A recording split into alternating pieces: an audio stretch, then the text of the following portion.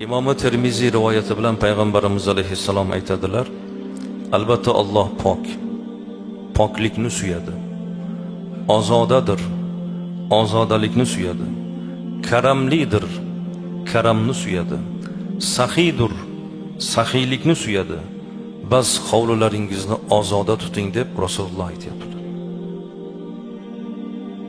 Savob bo'ladi azizlar. Ostonani chiqarib supurishimiz, podyezdlarda tursak, ko'p qavatli uylarda tozalab, pokiza ushlab turish. Faqat shu axlat mashina keladigan kunda olib chiqib o'shanga topshirish bu savob bo'ladi. Kecha kelib ketdi, ertasi kuni yana shu qora salafanga olib ko'chani yuziga olib chiqib qo'yishadi. Voy birodarlar, ostonamiz, o'sha darvozamiz bor-u, bir qadam tashaganingizdan keyin u sizniki emas, u xalqning yeri u. Qanday qilib bu axlatimizni ko'chaga sasitib olib chiqib qo'yamiz? Nega shuni uyimizga olib kirib saqlamaymiz? Qani? Aynan ko'chaga olib chiqib saqlaymiz. Bu jinxona bo'lib ketadi-ku. Nopok bor joydan baraka ketadi-ku. Yomon hid bor joydan farishta ketadi-ku. Farishta ketgan joyga nima keladi? Kofir jinlar keladi.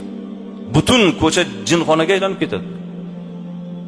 Mo'min odamga, musulmon odamga yarashadi axir. Axlatini ko'chaga olib chiqib qo'yish, u keyin mashina 3 kundan keyin keladi. 3 kun o'sha ko'chada turish kerakmi? Darvozamizdan bir qadam tashqari bizniki emas-ku axir. Shuni tushungan odam qanday qilib aholi yuradigan katta ko'chaga axlatini olib chiqib qo'yadi?